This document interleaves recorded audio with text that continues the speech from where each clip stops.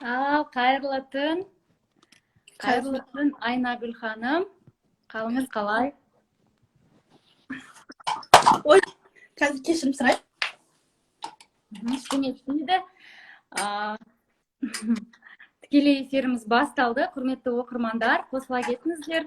Біздің тікелей эфир бүгінгі алғашқы біздің бағдарламаның шымылдығын ашып отырған Айнагүл ханымға үлкен алғысымды білдіремін. Бүгінгі біздің бағдарламаның аты жаңа лайф сұхбат бағдарламасы. Сіздермен бірге мен Жанар және Айнагүл ханым.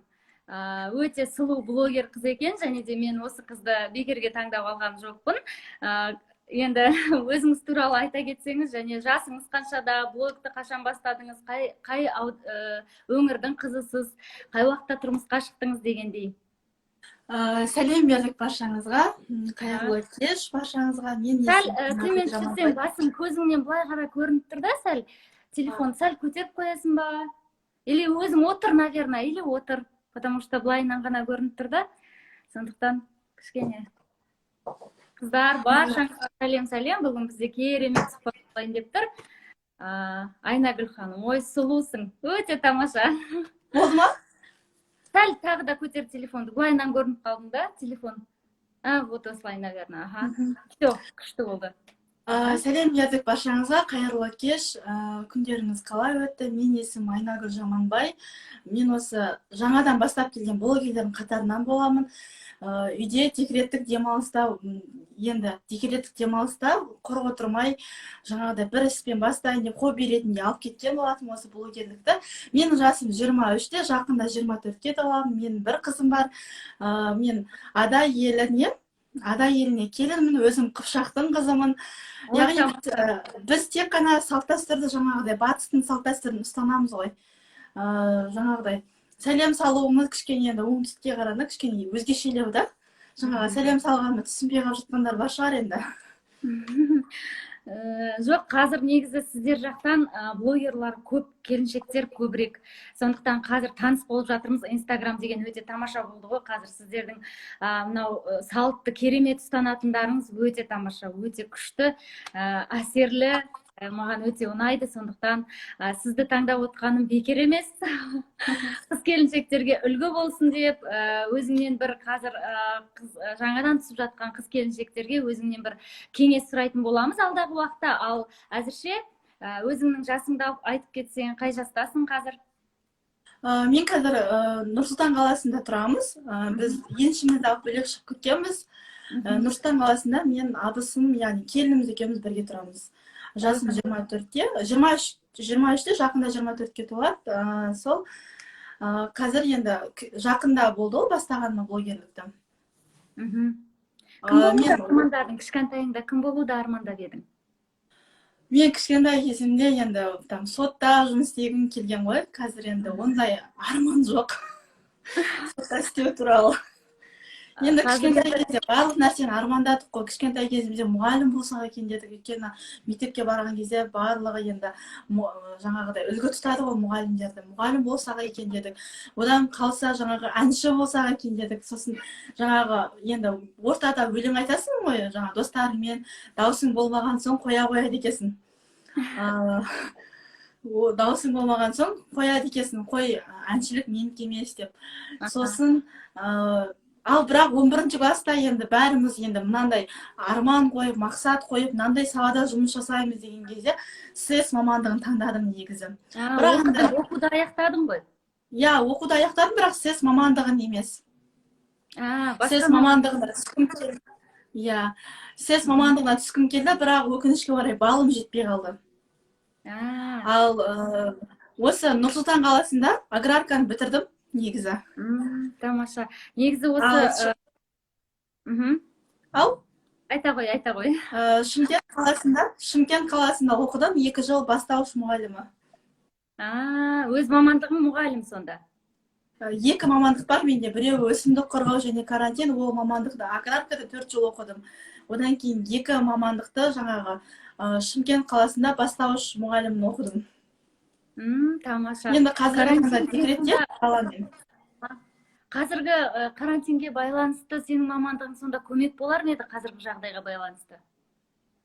Қазіргі жағдайға байланысты әрине көмек болады, себебі қазір мына карантин енді барлық ата-аналар түсіндірді ғой, яғни мұғалімнің қадірін түсіндірді, жаңағыдай мұғалім сияқты бола алмайтынын түсінді да, жаңағы ата-аналардың.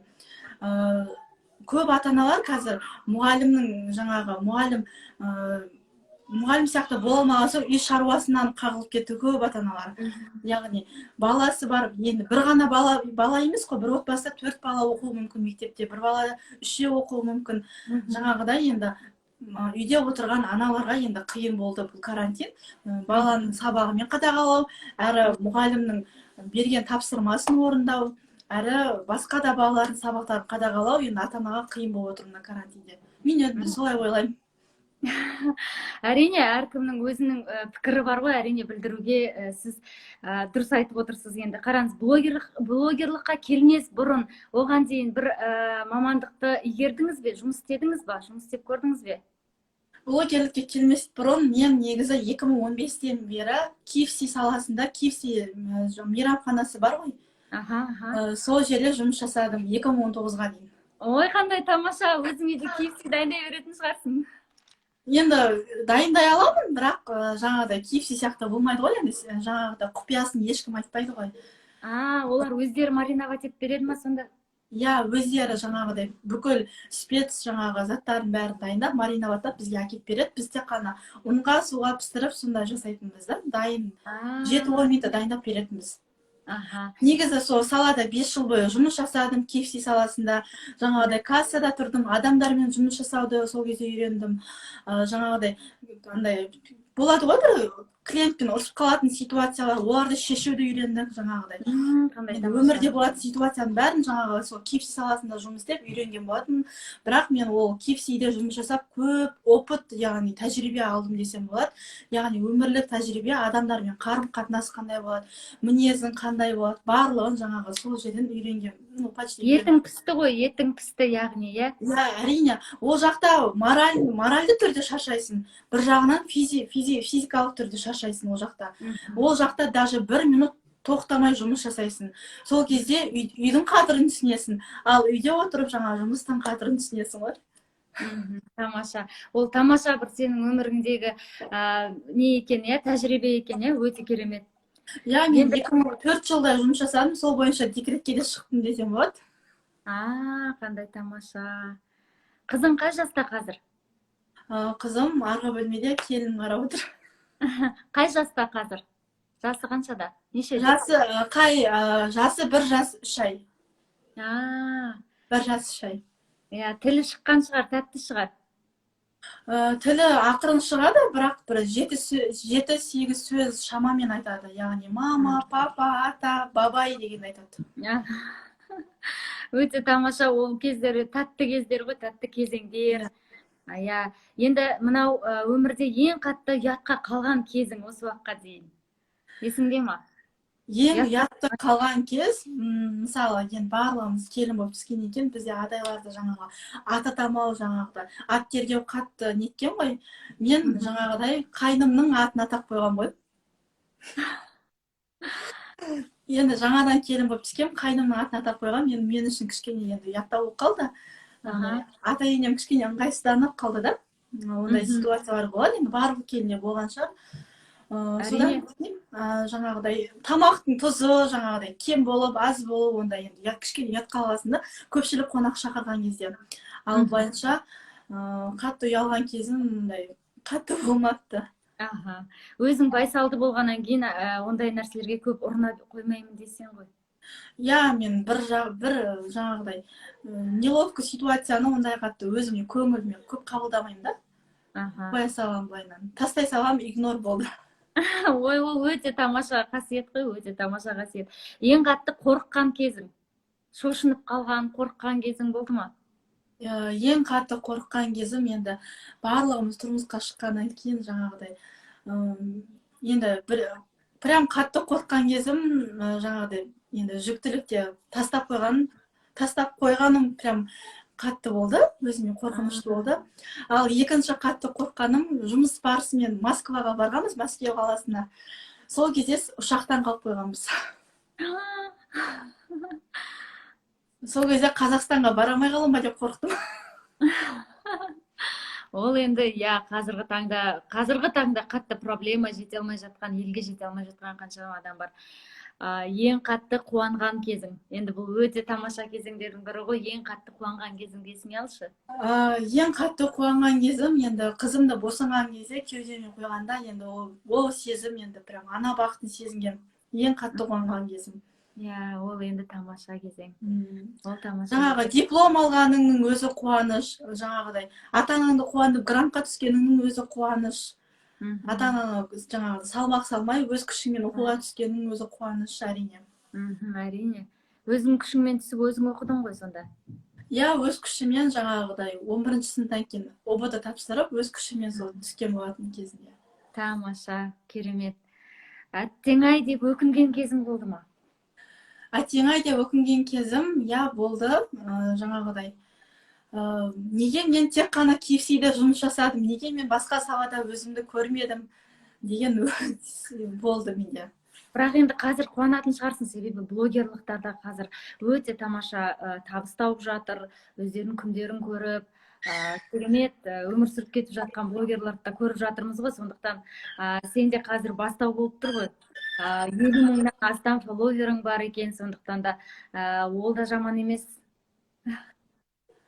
Иә, әрине, бірақ енді маған адамдармен жұмыс жасауды үйретті KFC маған.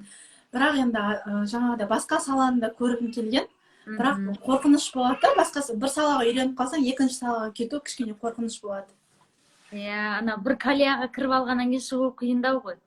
Сондай шығар. Иә, сондай ситуация болды. Былайынша енді бұйыртса мынау балам кішкене өскенде, может, мұғалім болып жұмыс жасармын. Алдағы уақытта енді мына Инстаграмда мәңгілік болмайтын шығар. Білмейміз ғой, алда не болатын. Әрине. Блогерлықты қалай бастадыңыз деп сұрақ келіп жатыр екен оқырмандардан. Bir жауап беріп кетсеңіз. Блогерлікті негізі жаңағыдай март айына карантин басталған кезде мен ауылда болдым, сол кезде ата-енеммен бірге, ата-енемнің қолында. Сол кезде жаңағыдай үйдің тіршіліктерін салып, солай бастап кеттім десем болады. Бірақ менде камерадан қорқыныш деген болған жоқ. Мен себебі камерадан кішкене қысылатынмын, бірақ жаңағыдай телефонды артқа қарап қойып, жаңағыдай сәлем достар, қайырлы күн, қалайсыздар деген сияқты сөздерді айтып, өзім бір аптадай айтып, бірақ тыңдамайтынмын оны. Солай өзім телефоннан жаңағы қорықпай, өзімді өзім дайындап, солай сөйлеп кеттім бірден. Жаңағыдай бүгін мынандай тақырып болды, карантин болды деген сияқты стористерге айтып, одан кейін үйдің шаруасын салып, оны монтаждап, оған сәйкес өлеңдерді қойып сториске салып жүргіздім. Сол кезде мен Шардара қаласында болдым ғой. Сол кезде Шардара қаласының бүкіл адамдары, жаңағыдай сол жерде тұратын тұрғындары маған жекеме шығып, кімнің келінісің, молодец, осылай жалғастыра бер, сені күнде көреміз, ауылды сағындық деген сияқты қылып, көп адамдар жаңа маған жазып, өзінің пікірлерін қалдырып кетіп жатты, иә? Иә. Солай кейін мен қорықпай, қысылмай, тез жаңағыдай қарап кеттім десем болады. Үйдің тіршілігін салдым тек қана. Тамаша, қандай керемет. Енді ол да тірлік, ол да жұмыс қой, себебі монтаждың өзі уақыт алады, көп телефонда отырасың деген сияқты. Оның бәрін қалай сен жасап үлгердің? Мысалға, келін болып, мен де келінмін ғой, сондықтан телефонда көп отырып қойған кезде жолдасымнан сөз естіп жатам, ата-енеңнен ұят емес па, ата-енеңнің көзінше телефон ұстама деген сияқты сөздер естимін мен өзімде. Сол сияқты. Мен өзім жаңағыдай енем маған ұрсатын, сен телефонды көп ұстама, үйдің шаруасын жаса деп ұрсатын. Бірақ мен мамадан тығылып, жаңағыдай үйдің артына барып, видеоны түсіріп алғам ғой. Соны иншотқа салып, программасын жасап, тығылып, өлеңдерді қойып, өлеңдерді жаңағыдай тартып алып, өзіме жүктеп алып, былай тығылып жасайтын мен. Ары кетсе 3-4 минут кететін шығар. Оны сразу сториске салып жіберемін, болды.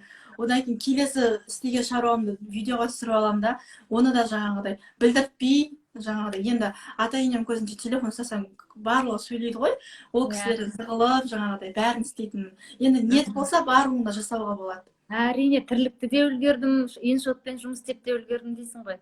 Иә, ол кезде тек қана иншот программасын білетім. Қазір енді бүкіл программаларды уже үйреніп алдық қой.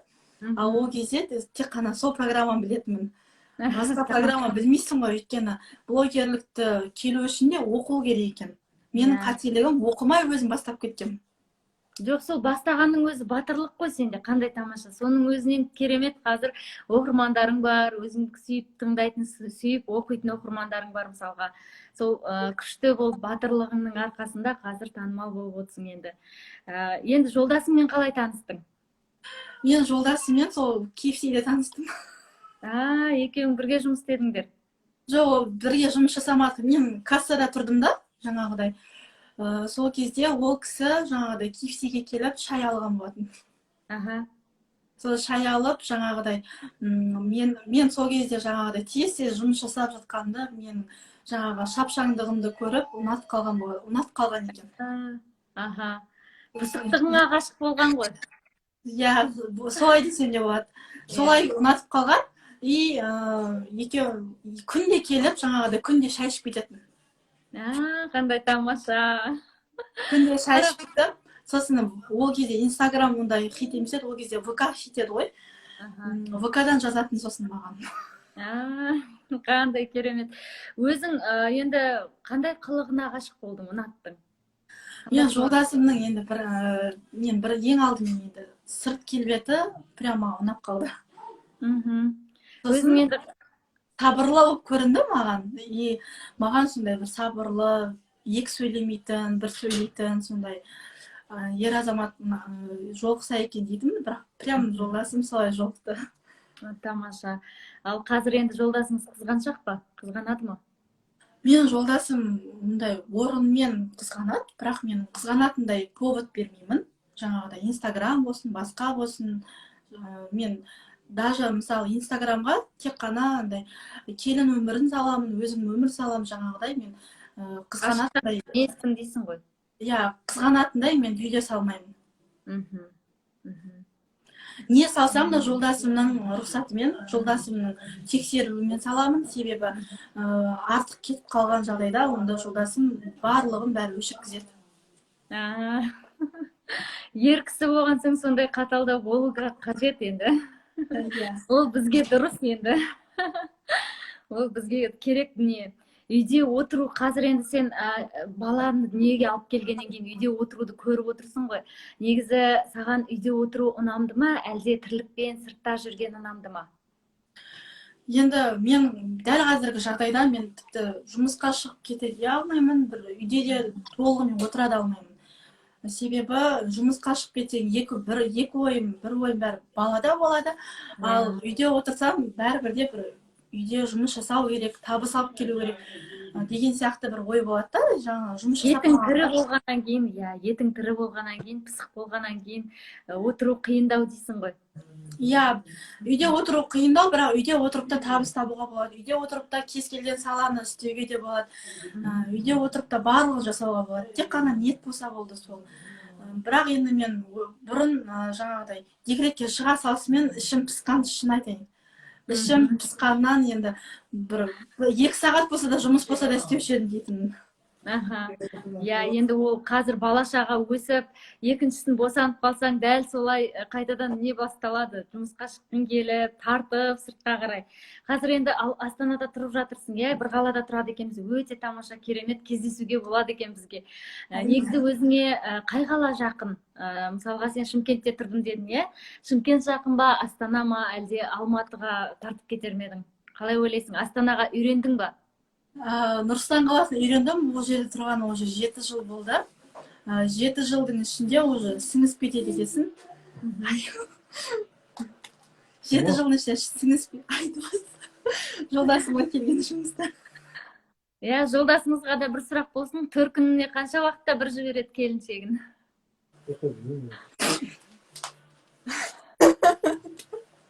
Негізі төркінге бір жылда бір рет барсам, барам почти негізі шамамен. Себебі біз Нұр Сұлтан қаласында болған соң жазда бір айға барсақ, төркінге 10 күнге барам. Жақсы, тамаша. Жылына лимит жылына бір рет дейсіз ғой?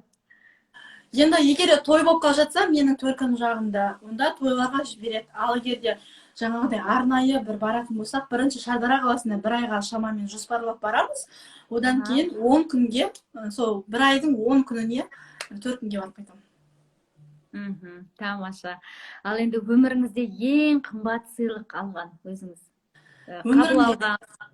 өмірімде ең қымбат сыйлық Мгм. мен марқұм нағашы әжемнің жаңағы маған қалдырып кеткен не дейді алқасы дейді ғой, алтын алқасы. Мен үшін қымбат, сатуға да болмайды, оны тек қана тағып жүрем. Тойларға неге баратын болсам. Ең қымбат сыйлық сол. Және анамның маған кезінде сыйлаған ұялы телефоны болған. Енді телефонның жыл сайын маркасы шығады ғой. Иә. Иә, енді ол әжеден қалған мұрағат, ол өсиет, оны ертең өзің қызыңа табыстасаң да болады. Ол өте тамаша, керемет сыйлық қой енді, әрине. Иә. Жаңа Нұр-Сұлтан қаласы дедіңіз, Шымкент дедіңіз. Енді Шымкент қаласында енді жұмыс болса, әрине тұруға қарсы емес, бірақ енді жаңағыдай енді жаспыз. Маған ең ыңғайлы негізі Нұр-Сұлтан қаласы деп ойлаймын. Себебі жолдасым да осы жақта, енді болашақта осы жақта дегендей. Нұр-Сұлтан қаласы удобно деп ойлаймын, ыңғайлы деп ойлаймын. Ауа райына қалай қарайсыздар? Мысалға, мен де өзім Тараздікімін. Келген уақытта Астананың суығына, мына бір ызғар аязына көп уақыт мен үйрене алмай жүрдім. Сіздер қалай? Енді Нұр-Сұлтан қаласының ауа райын енді жақсы көретін адам жоқ шығар деп ойлаймын. Ол жақсы көрсе де 90%, 10%. Мен өзім Нұр-Сұлтан қаласының ауа райын ұнатпаймын. Тек қана жаңағыдай Алматы ауа райы жақсы, Шымкенттің ауа райы жақсы, Жетісайдың ауа райы жақсы дегенде ғой. Жылы, иә, ол жақтар жылы енді, иә. Иә, ол жақта мезгілімен болады. Ал Нұр-Сұлтан қаласында мезгілімен болмайды ғой. Мысалы, осы қараша айында қар жауып бастады, ол сәуір айына дейін болады қар. Иә, ұзақ, қыс ұзақ. Иә, өте ұзақ. Енді қары суық, былайынша, бірақ егер жұмыс жағынан болсын, жаңағыдай тұруға болады. Табыс жағынан жақсы, иә. Табыс жағынан, жұмыс жағынан тұруға болады. Ал егер де комфортында жаңағыдай ештеңемен уайымдамай тұрғыңыз келсе, онда Шымкент қолайлы деп ойлаймын. Әрине, өте тамаша. GIF ойнатып көрдіңіз бе? Иә, осы уақытқа дейін ойнаттым. Осы соңғы 4 ай бойы өте белсенді ойнаттым десем де болады. Әр бір аптада 2-3 реттен де ойнаттым кезінде. Енді жақын ойнатқан кезде сізді қатып қалып жатыр ма? Айта беріңіз. Сізді тыңдап тұрмын. Енді қазір барлық блогерлер енді GIF ойнатады ғой. Мен де сол өзімнің аудиториямды жинап болған соң, жаңағыдай GIF ойнатып көрейін деп бел будым. Тамаша. Ал GIF шынайы ойнатады ма осы? Қалай ойлайсыз? Шынайы ма GIF? Мен енді басқа біреуге жауап бере алмаймын, мен тек өзіме ғана жауап берейін. GIF-ті шынайы ойнатуға болады. Жаңағыдай оқырмандары белсенді болса, тапсырмаларды жаңағыдай оқырмандар толығымен орындаса, әрине қойған сыйлығын беруге болады. Өтірік GIF-терді мен айта алмаймын, өзіме ғана жауап бере аламын. Енді сіз мысалға GIF-ті ойнатқан уақытта сізге бір дөрекі сөйлеген оқырмандар болды ма? Себебі мен өзім осылай ойнатқан кезде дөрекі сөйлеген оқырмандар болды. Сонда кәдімгідей енді сөзге келіспейсің, бірақ енді сол ситуациядан шығып кетудің амалын жасадым ғой енді менде. Сол сұрақ сізге де қойғым келіп отыр. Сондай агрессивный оқырмандарға жауабыңыз қалай болар еді? Менде бір жағдай болды, осы тікелей эфирде отырмын, тікелей эфирде ақшалай сыйлық ойнатпақшы болып. Сол кезде Айдосын алып кете салшы, пожалуйста. Қазір Айдос алып кетші.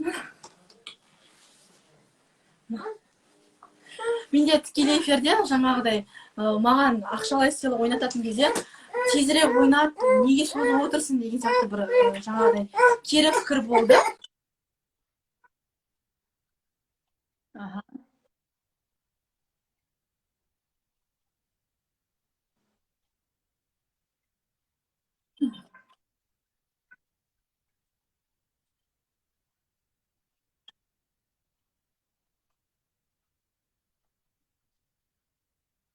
Ештеңе етпейді, иә, бәрімізде бала бар. Ештеңе.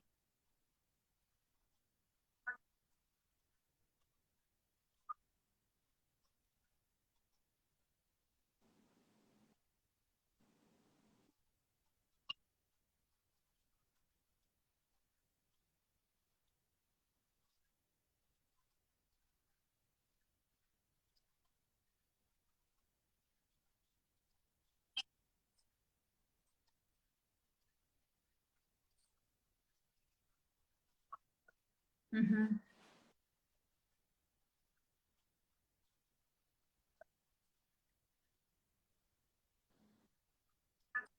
мхм.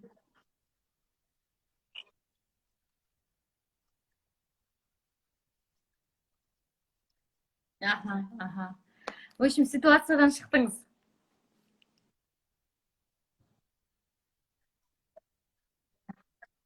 айтқанда. Иә, әрине.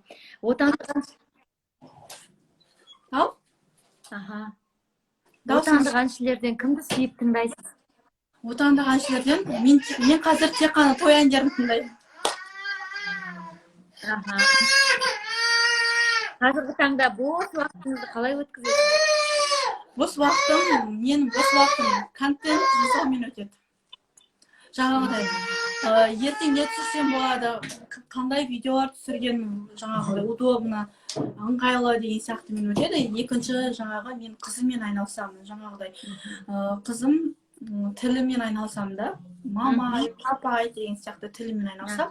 Бос уақытым солай өтеді. Үй тіршілігімен, қонаққа барумен, қонақ күтумен және бос уақытым болса контент түзумен өтеді. Тамаша. Енді мастер-классқа сұраныс бар ма? Өзі оқырмандарыңыздың арасында негізі сұрап жатады ғой, мастер-класс өткізіңізші деген секілді.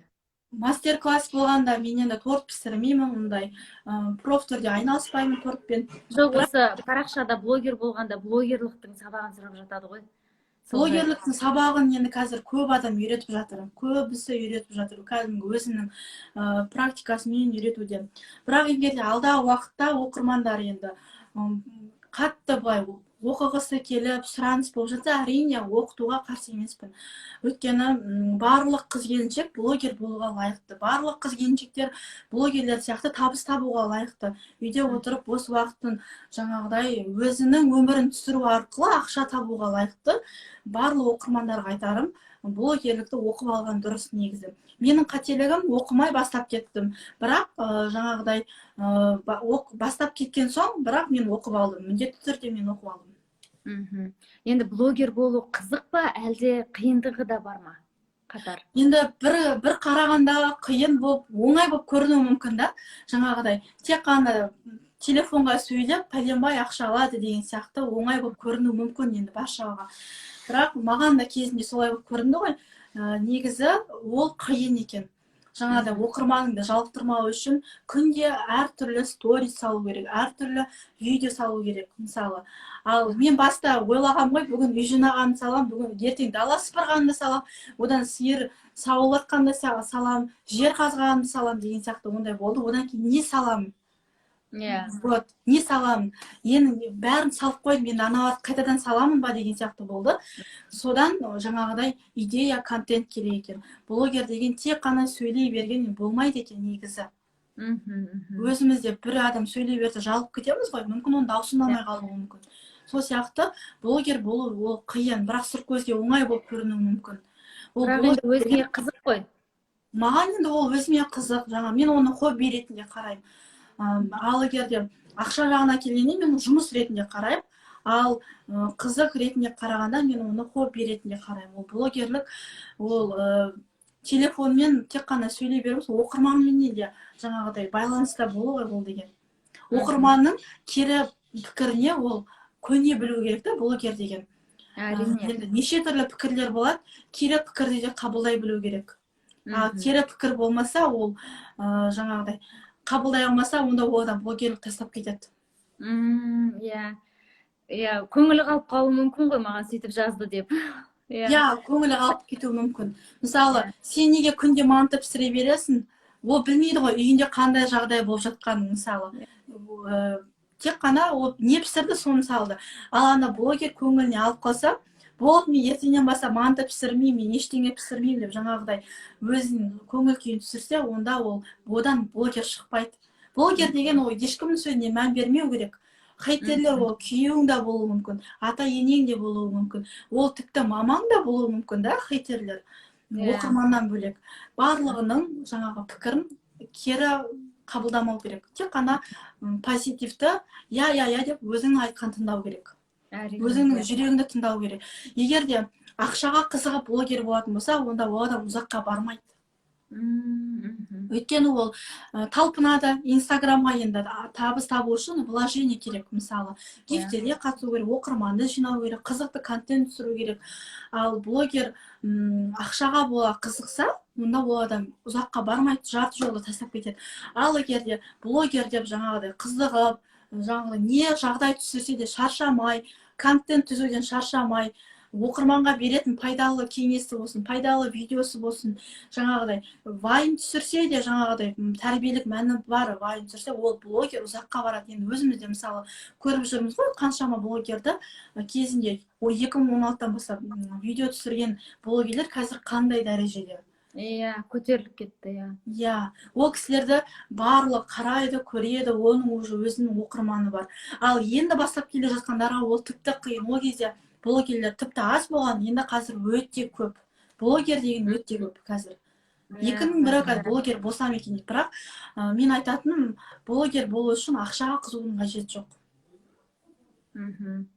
Енді телефонға қанша уақытыңызды жұмсайсыз негізі күнделікті? Телефонға қанша уақыт? Мен кеше ғана осы телефонда қарадым. Жаңағыдай болады ғой, неше рет пайдаландың деген сияқты. Шамамен 3-4 сағат кетеді екен. 3-4 сағат. Күнделікті 3-4 сағат отырасыз, иә? Дайректке блогерлер неге жауап бермейді деп ойлайсыз осы? Мысалға көрмейді ма, әлде уақыты жоқ па, әлде әртүрлі сұрақтардың келгенінен шаршайды ма блогерлар? Мысалға тіпті ашып оқымайтын блогерлар бар ғой. Мысалға мен осы қазіргі бүгінгі сұхбаттың өзіне мысалға бірнеше келіндерге хат жолдадым. Ішіндегі сондағы ең бірінші жауап берген өзің болдың, кейін енді жауап беріп жатыр. 3 күннен кейін жауап беріп жатыр мысалға блогер келіншектер. Директке дайректті көп адам аша бермейді негізі. Ашқан күнде де жаңағыдай көп аналар бар. Жаңағыдай памперс сүтке ақша жетпей жатыр деген сияқты сұрақтар келеді да. Блогерлер ондай сұрақтарға жүрегі ауырады, ондай сұрақтарға. Көмектесші, балам ауырады не еді деген сияқты сұрақтарға блогерлердің жүректері ауырады. Ондай сұрақ көп қой сонда. Ондай адамдар өте көп. Ондай сұрақтар кемінде 1-2 адам келеді. Маған памперске ақша жетпейді, сүтке ақша жетпейді, балам ашып отыр деген сияқты сұрақтар өте көп келеді. Одан кейін жаңағыдай негатив көп келеді. Содан ашпауы да мүмкін. Ал жаңағыдай блогерлер жарнама болса ғана жауап береді негізі. Мен сізге жарнама жасатайын деп едім, қанша теңге болады деген кезде ғана жауап береді блогерлер. Ал басқа ұсыныс, басқа сұрақтар бойынша блогерлер көбісі жауап бере бермейді енді. Мен көріп жүрген блогерлер болса сондай. Енді қазір менде соңғы сұрақтарға келіп жеттік. Негізі осымен сұрақ аяқталу керек болатын, бірақ мен сізге тосын сұрақтар дайындап қойдым. Бір шетінен қызық болсын деп, бір шетінен кішкене мынандай көңіліңізге тиеді деп ойламаймын. Енді мысалға пластикалық отаға қалай қарайсыз? Көзді өзгерту, ерінді өзгерту. Мысалға қазір блогерлардың көбісі ақша қолына тиді, бітті. Мына жақты, ерінді бәрін ауыстыра бастайды. Соған өзіңнің көзқарасың қалай? Мен өзім пластикалық ортаға өте қарсы адаммын. Тіпті перманентный макияж, татуаж жасатпайтын адаммын. Оны жасатқанша одан да өзім бояп үйреніп алайын деп жүрген адаммын. Мен көзімде, мұрнымда, ернімде бүкілі мені устраивать дейді ғой, сондай. Ондай пластикалық ота жасатын адамдар мен түсінбеймін. Енді тағы да бірнеше сұрақ болып тұр қазір. Енді мысалға ер кісілерге ең қызық әңгіме бұл армияда служить еткен әңгіме ғой. Ең прям соны затронешь, все, енді азынан кешке дейін әңгіме айтуға бар олар. Ал әйел адамдарға босану жайлы сұрақ қойсаң, олар да тоқтай алмай қалады екен. Сол сияқты сіздің де бір босанғаннан бір керемет әсерлеріңіз болса, мысалға болады ғой есте қалатын, болмаса қиындықтар болды ма қандайда, босануға байланысты қызықты әңгімеңіз болса? Енді жүкті кезде менде қорқыныш болды. Жаңағыдай өзім өзеға талпынып тұратынмын. Тек қана баланың жүрегі жаңағыдай соғып тұрма деген сияқты қорқатынмын. Одан соң толғақтан қорқтым. Босану кезінде толғақ қандай болады екен, шыдаймын ба, жалпы босану процесі өз маған қиын болады ма деген сияқты. Сондай сұрақтар болды. Мысалы, мына жақта қазір негатив пікір айтып отыр екен. Өшіріп қойдық. Өздерің де ұстап отырсын енді негативтерін, олай болмайды ғой. Жалпы негізі негативті айтатын адамдарды мен өзім түсінбеймін. Енді мен де үйде отырған келінмін, жаңағы айналып келгенде бір баланың анасымын. Жаңағыдай мен біреуді зорлап отырған жоқпын, біреуді ұрып отырған жоқпын, біреуді соғып Негізі отырған жоқпын. негатив айтатын адамдардың өздері бақытты емес деп айтады ғой. Бақытсыз адамдар ғана негатив айтады екен. Сондықтан мән бермейміз, ары қарай тақырыбымызды жалғастырайық. Жалпы сол босану процесінде жаңағыдай енді айтады ғой, 62 тамыры иіледі, ананың қадірін түсінесің деп. Оның барлығы рас екен. Ананың қадірін түсінесің, толғақ кезінде уақыт өтпейтінін түсінесің. Жаңағыдай толғақ кезінде акушерканың қарамайтынын түсінесің. Артқа кетеді еще мынандай ғой, мысалға тісің ауырып тұрса, болмаса ішің ауырып тұрса, дәрі ішіп, оны қойдыртып, қайтадан кетуіңе болады үйге, иә, тісіңді жылдыртпай мысалы. Ал толғақ қалған кезде артқа кететін не жоқ та. Тек қана шыдау керек болды. Выбор жоқ. Тек қана шыдау керек. Толғақ қанша уақыт болды? Менде толғақ түнгі 2-де басталды. 17-ші қыркүйек күні түнгі 2-де басталды, бірақ онда қатты емес, жаймен басталды. Түнгі 2-де мен роддомға кеттім. Сосын 4 сағат жаңағыдай жатады екен ғой. Приемный покой дейді ғой. 4 сағат сол кезде жаттым. Приемный покойда. Таңғы 6-да мен родзалға алып барды. Мен родзалда жатырғанды білмейді екен. Мен палатаға барған деп отырмын мен. Сосын таңғы 8-дерде, 9-дарда акушерка келеді, баланың киімдерін сұрайды. Мен айтамын, мен қашан босанамын, 2-3 күннен кейін ба деймін. Акушерка айтады, жоқ, сен бүгін бұйыртса, бүгін босану керексің. Сен родзалдасың, родзалға тек қана туатындардан алып келеді деп. Сосын родзалда жаңағыдай менен басқа ешкім жоқ. Мен жаңағыдай ақысыз барлық әйел жататын родзал жаңағыдай роддомға бардым. Жаңағыдай ақылы түрде ешқайда барған емеспін. Бірақ 4 сағат сайын тексеріп отырады екен акушеркалар.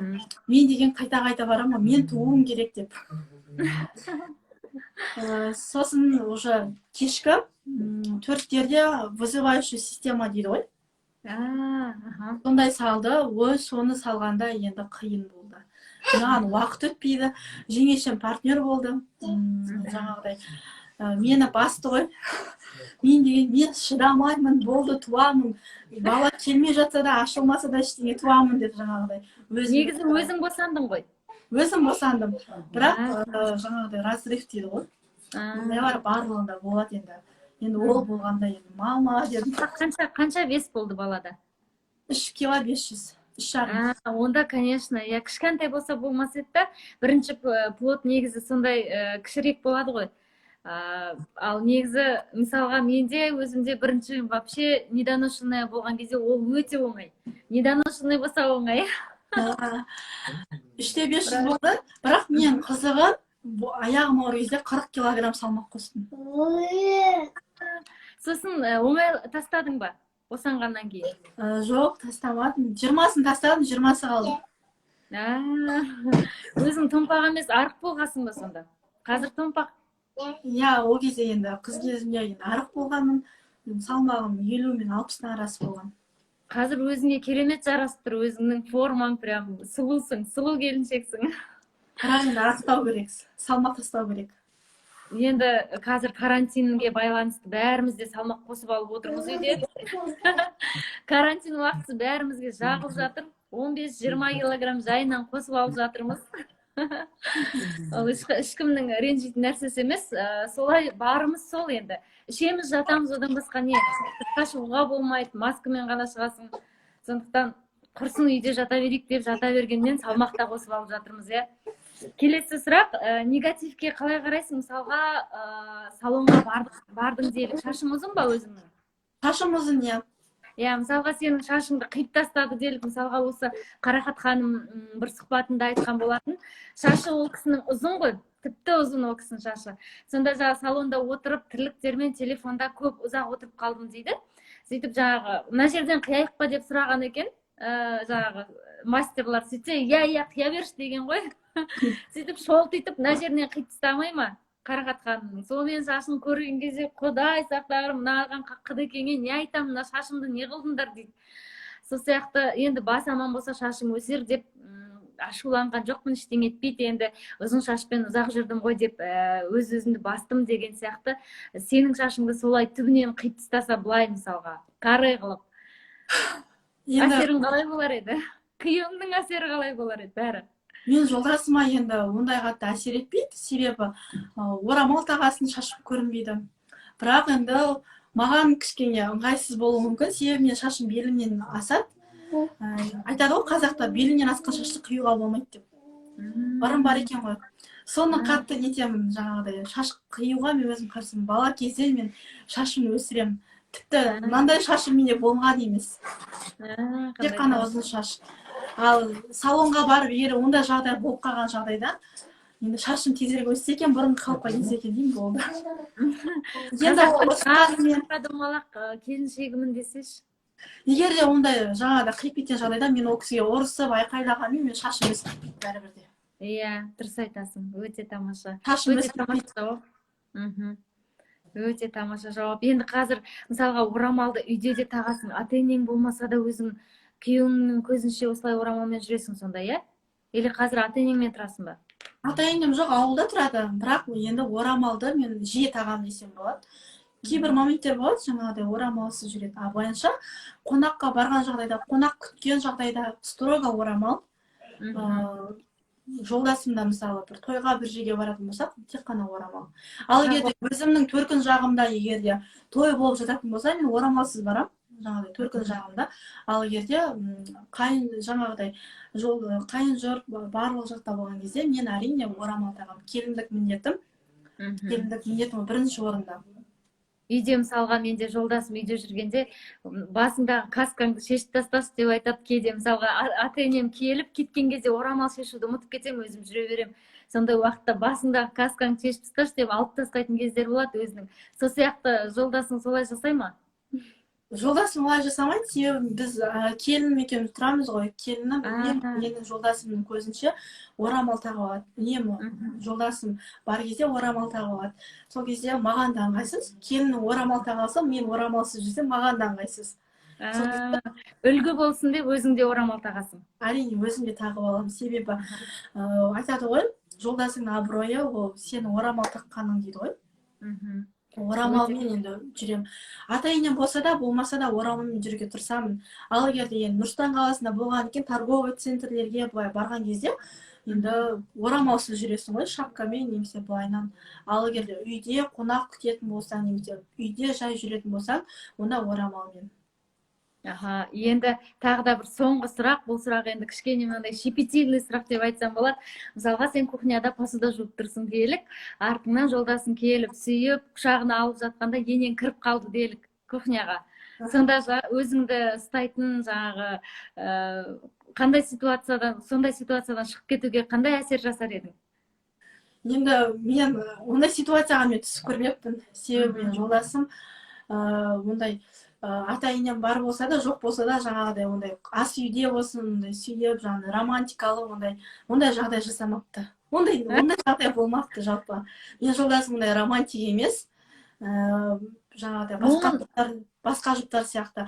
Ал егер де ондай жағдайға түсіп қалған жағдайда, енді әрине ең бастысы ұяласың енеңнен тіпті ұяласың. Бетіне қарай алмай, жаңағыдай шай берсең де жаңағыдай қызарып, ондай ұялатын ситуациялар болады енді, ол барлығында шығар. Бірақ менде ондай ситуация болмапты, ондайға түсіп көрмеппін. Ондайға түсетіндей мен жолдасым ондай романтик емес та, тіпті гүлді де жиі сыйламайды. Бірақ білесің да, что жақсы көретінін, былай сыйлайтынын, бірақ егер де былай жай ғана моменттерге гүл сыйлап, ондай не болмайды екен. Өзі момын ба жолдасың? Жолдасың момын шығар мүмкін? Мен жолдасым момын деп те айта алмаймын. Жаңағыдай қатал десем де болады. Қандай жағдай болса да, жаңағыдай тек қана бүйтіп қатал жағымен строгий бүйтіп қарайды. Ал момын деп айта алмаймын, себебі мен өзім жаңағыдай тез ашуланам, тез нетем. Ал менің жолдасым момын болса, онда сәйкес болмай қалады екен. менің мысымды басып отырған адам керек қой. Мен жолдасым жаңағыдай менің мысымды басып, мен артық кетіп отырсам, қабағымен даже айтады ғой. Түсініп қоям дейсің ғой. Иә, Ал енді қонақ келген кезде мен артық сөйлеп қалсам, жолдасым былай жасайды. Өзіміздің арамызда секреттер бар дейсің ғой, құпияларың. Иә, былай жасайды, болды, одан кейін сөйлемейсің. Ал енді негізі ренжісіп қалған жағдайда, енді жанұя болған соң ыдыс аяқ сылдырламай тұрмайды, бәрімізде болады ондай жағдай. Ұрысып қалған жағдайда ең бірінші кім қадам жасайды? Келіп кешірім сұрап, әлде сөйлеп кету, болмаса сөйлемей 1-2 күн жүріп алу деген сияқты. Бізде жағдайда сөйлемей 1-2 күн жүріп алу деген жоқ. Ұрысып қалған жағдайда да ұрысты өзім бастаймын. Жаңағыдай өзім бастаймын, өзім кешірім сұраймын. Менің жолдасым никак ешқашан кешірім сұраған емес, кешірім сұрамайды да. Ол қате тірлік жасаса да, ол кешірім сұрамайды. Өзім жасаймын. Қатыгез екен өзі. Сен сұлу келіншекке қалай қатыгез болуға болады? Мен жолдасым жаңағыдай кешірім сұрамайды, өйткені ол өмірінде ешкімнен кешірім сұрап көрмеген. Көп сөйлемейтін болар мүмкін. Көп сөйлемейді, кешірім сұрамайды, жаңағыдай орнымен сөйлейді да, ешкімді ренжітетін әңгіме айтпайды ол кісі. Ал мен ғой аңдамай сөйлеп қоятын кездерім болады. Ал енді жеке қалған уақытта, мысалға болады ғой, жеке қалған уақытта бір-бірлеріңізге бір қызықты әңгімелер айтып, күліп, сырласып, сондай болады ма? Сондай кештер көбірек негізі орын алу керек қой жанұяда. Жалпы негізі қыз бен жігіт болған кезде жаңағыдай романтика, жаңағыдай қызық әңгімелер ондайлар болады да. Ал үйленген кезде ол жаймен қалатын сияқты болып көрінеді енді. Біз енді үйленгенімізде тек қана 3 жыл, бізде енді көбіне диалог, жаңағыдай бала не істеді, баланың памперсі бар ма, баланың қандай киім керек, қазір қыс келді деген сияқты әңгіме болады екен да. Жаңағыдай бәрібір де баяғыдай қыз кезінде жаным, күнім, айым деп сөйлей алмайды екенсің. Енді барлық отбасы сондай шығар. Бірақ енді әйел адам қылықты болу керек дейді. Сонда да қанша жерден жаным, күн, айым десем де бәрібір де қыз бен жігіт кезінде бола алмайды екен. Тек қана үйленгенге сыйластық екен, ең маңыздысы. Сыйласаң, жаңағыдай ол сені сыйласа болды екен. Ең басы ұрмаса, соқпаса, шекпесе, жаңағыдай отбасына жаңағыдай азық-түлігін әкеліп отырса болды екен да, үйленген кезде. Ал жүріп жүрген кезде сыйлықты күтеді екенсің, гүлді де күтеді екенсің, тәтті сөзді де күтеді екенсің. Ал үйленгеннен кейін оның бәрін тастап, жаңағыдай балама тамақ керек, өзіме киім керек деп күтеді екенсің. Қазіргі таңда негізі менің 3 бала шағам бар негізі. Бірақ енді 3 бала шағам болғанмен де мен жолдасыма еркелеуді қоймаймын. Себебі сен ұялатын боларсың мүмкін. Жолдасыңнан ұялатын боларсың. Жолдасың сенен ұялуы мүмкін. Сондықтан бір кішкентай кеңес болып кетсін, саған кеңес айтқым келіп тұр. Еркелеуді қойма, еркелігіңді қайтадан баста. Күйеуіңмен күшті еркелей бастасаң, күйеуіңнің өзі-ақ сені еркелете бастайды. Өзі-ақ мысалға жаңа қыз бен жігіт бола алмай қалады екенсің деп жатсың ғой. Негізі еркелей бастасаң қайтадан сол шақ келеді. Мысалға кешкісін бәрі ұйықтап қалған кезде шайға шақыр жолдасыңды дегендей. Сөйтіп өзіңнің жаңағы қайтадан бір изюминкаңды көрсетіп жолдасыңа, қайтадан керемет кезеңдерді қайтадан еске алып, сол кезде мені не үшін ұнаттың, қандай қылығымды ұнаттың деген сияқты неше түрлі сұрақтар қоя бастасаң, жаңадан басқа, мысалға қыз бен жігіт емес, уже басқа бір сезімдер ояна бастайды да, уже бұл таңсық дүние бола бастайды. Себебі одан бетер жақындай бастайсың, одан бетер қыз бен жігіт емес, бір бауыр болып кеткен сияқты боласың ба, бір басқаша әсер.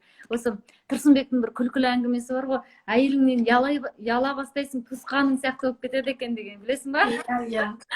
Сол сияқты ғой, енді туысқаның сияқты ялмайтындай, сүйіктіңе сондай тосын сыйлар жасап, неше түрлі білмеймін енді, конфетпен, шай беріп, болмаса сондай нәрселер жасап отырсаң, жолдасың өзі-ақ басқаша болып өзгере бастайды. Сондықтан өзгерт. Жарайды, енді есте болсын алдағы уақытта. Әрине. Алдағы уақытта араласып тұрайық, сырласып тұрайық. Енді мынау осы тікелей эфирмен тоқтап қалмасын әңгімеміз. Құдай қаласа енді мен саған жазылдым, сен маған жазылдың дегендей, WhatsApp-ымыз бар дегендей, саған үлкен алғысымды білдіремін. Тікелей эфирге шығып келіскеніңе ең басты сол жаңағы жанұялық керемет бір сырларыңмен бөліскенің үшін, блогерлық сырларыңмен бөліскенің үшін көп адамға бұл жаңағыдай ұнайтын қажетті дүние болады деп білемін. Ендігі уақытта Құдай қаласа мастер-класс өткізетін керемет бір ұлағатты ұстаз болуыңа тілектеспін, себебі өзің де ұстаз екенсің жартылай, иә. Сондықтан сол да бір сенің тірлігің болсын, ісің болсын, бала шағаңның сол нәсібесі болсын деп тілеймін. Ал өзіңнен бір оқырмандарға тілек болса. Мен оқырмандарға айтарым, жалпы кез келген әйел үйде отырып та табыс табуға болады. Тіпті онлайн жұмыс болсын, тіпті блогерлік болсын, иә. Кез келген саланы алып кетуге мені барлық әйелдің жаңағыдай несі бар, қабілеттілігі бар деп ойлаймын. Егер де блогер болып жатсаңыздар, әрине ешкімнің сөзіне құлақ аспаңыздар. Тіпті сіздің қасыңызда жүрген, сіздің жаңағыдай қасыңызда досыңыз болып жүрген адамның өзі сізге негатив айтса да оған қарамаңыздар. Тек қана алға. Мен өзім бастағанда талай адамдардан негатив естідім, жаңағыдай, ой, пәленше блогер болып кетіпті, не жетпей жатыр оған, ақша жетпей жатыр ма, или жолдас таппай жатыр ма деген сияқты пікірлер болған. Ондай пікірлерге мән бермеңіздер. Жалпы блогерлікті тек қана қызығушылықпен, хобби ретінде қарап келсеңіздер, әрине блогерлікте жатқан ақша бар, соның әйтеуір бір бөлігін болсын сіз иеленесіз деп ойлаймын. Блогер болу үшін де сіз халыққа не бересіз, халық сізде не алады, сіз халыққа пайдаңыз бар ма? Жаңағыдай, мысалы енді үлгілі келінсіз ба, жаңағыдай. Сондай бір контент болса, әрине халық сізді өзі-ақ көріп кетеді, өзі-ақ сізді жақсы көріп кетеді.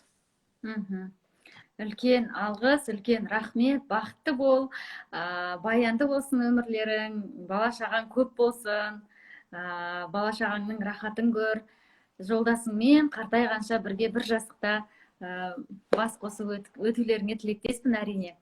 Үлкен алғысымды білдіремін. Жақсы, сау саламатта бол. Сізге де. Керемет, тікелей эфир керемет өтті, маған өзіме ұнап отыр. Керемет бір білім алғандай болып отырмын, шыны керек. Сізге алғысым шексіз. Мені осылай тікелей эфирге шақырғаныңызға, менімен сұхбаттасқаныңызға мен қуандым. Жалпы мен шақырып жатыр екен, мен қалай айтайын екен, мен сразу келістім ғой. Ойланған жоқпын, сразу келістім мен. Өте тамаша. Сенің қарапайымдылығың ұнады да маған, себебі 50 мыңнан астам оқырмандары бар блогерлар, даже мен саған айтайын, қазір 50 мың емес, қанша осы 30 мыңнан астам бір оқырманы бар блогер қызға жаздым, сонда маған жазып жіберіпті. Біріншіден мен қате жазып жіберіппін ол кісіге, сұхбат деп. Сосын ол кісі маған жазып жіберіпті. Біріншіден сұхбат емес, сұхбат деп. Сосын жарайды, жақсы, енді қателескен болармын, қате жазып жіберіппін. Негізі өзім сториста да көп қате, асығып жазам да қате жазып жібере салам. Оны жолдасым прям скрин жасап, бүйтіп белгілеп, мынау не қате жазасың, грамотейсің ба, дұрыстап жазсай деп ұрсып жатады. Сонда жаңа қыз маған жазып жіберіпті. Мен сұрағын жіберем ғой. Саған да сұрағын жібердім, алдын ала танысып көр, ұнамайтын сұрақтар болса өзіңе деп. Сонда маған ана қыз жазып жіберіпті. Мен екіншіден сізге келісімімді берген жоқпын деп. Жарайды, жақсы, келісіміңді бермесең, айналайын, өзіңнің таңдауың, өзің білерсің деп қоя қойдым. Сондықтан саған үлкен алғысым шексіз, қарапайымдылығың үшін. Қаншама оқырманың болсын, миллион оқырманың болса да, осындай қарапайым болып қалсаң, өте тамаша. Мен айтар едім, мен өзімді блогер етті инстаграммен көрсеткенмен, мен бірақ өзімнің ортамда, мен келінмін, достарымның алдында мен ешқашан блогер мен санамайды, бәрі бұрынғы Айнагүл. Әріптестер, мысалы, бұрынғы KFC-дағы коллегам болсын, мені блогер емес, KFC-дағы коллега ретінде қарайды. Туысқандары болсын, жаңағыдай, келін, немесе сіңілдерім қарай ма, блогер емес, олар әпкем ретінде солай қарайтындар бар да, жаңағыдай. Өзім қанша жерім жаңағыдай инстаграммен сіздерге блогер болып көрінгенмен, бірақ мен өзімнің ортамда, өзімнің орным бар, ондай блогер ретінде, ондай қалай айтсам екен, былай көтеріліп кететіндей, ондай өзімді былай биік санайтындай жағдайға әлі ондайға апармаймын, себебі ондай биікке апарсаң, айтады ғой, адамды өсіретінде халық, өшіретінде халық. Сол себепті қарапайым, қалай танылдың, солай қалу керексің. Егер сен қалай танылдың, өзгеріп кетсең, халық сені қарамай қояды. Дұрыс, аха. Ал егер осындай сұхбаттарға шақырып отырған блогерлер болса, ертең осы YouTube каналдан көреді ғой. ертең сіз басқа блогер шақырған болсаңыз, әрине осындай сұхбаттарға қатысқан жөн, өзіңіз жайлы ақпарат беріп отырғаныңыз жөн. Жаңағыдай енді сұхбаттың ары кеткен 1 сағат шығар, максимум уақыт, 1 сағатты сұхбатқа арнаудың енді еш қиындығы жоқ деп ойлаймын. Міндетті қалай айтсам екен, қатысыңыздар, сіздер де сұхбат беріңіздер. Енді күшті көңіл күй енді маған өзіме ұнап отыр. Маған да өте қатты ұнады, керемет болды бүгінгі тікелей эфир. Алғысым шексіз. Сондықтан алдыңғы уақытта тағы да кездесеміз деп үміттенемін. Әрине, иә. Аха, Жарайды, рахмет. жақсы онда. Жақсы, сау болыңыздар менің қымбатты алтында оқырмандарым.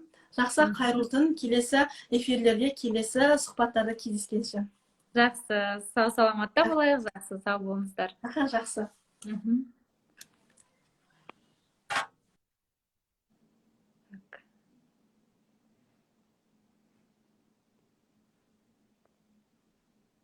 Ал құрметті оқырмандар, мінекей біздің сұхбатымыз аяқталды осымен.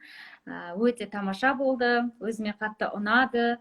Айнагүл өте қарапайым, өте тамаша. Енді қанша жерден мысалға өсіп, қанша жерден блогер болып жатқанмен де адам болып қалу керек деп ойлаймын өзім. Қазіргі енді жұлдыз ауруымен ауырып жатқан блогерларды көп көріп жатырмын. Себебі осы сұхбатқа шақырып жатқан блогерлардың көбісі 100 мыңнан аса оқырманы болса, 30 мың делік, даже 30 мың оқырманнан асып жатса, уже жаңағыдай сіз кімсіз, неліктен жазып отырсыз дегенде сұрақтар қойылады. Ал Айнагүл өте тамаша болды, сұхбат енді күшті болды, маған өзіме ұнап отыр. Барлықтарыңызға рахмет. Өзі қарап отырған оқырмандарыма үлкен алғысымды білдіремін. Өздеріңіз санаулы болсаңыздар да өте күшті болды, маған ұнады. Сіздерге алғысым шексіз.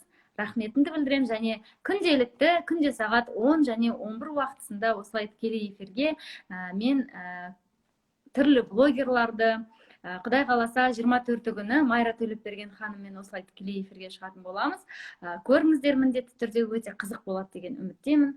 Баршаңызға алғыс, баршаңызға қайырлы түн. Алла тын тыныштығын берсін. Жақсы ұйықтаңыздар. Ертең енді жұмыс күні. Сәттілік баршаңызға.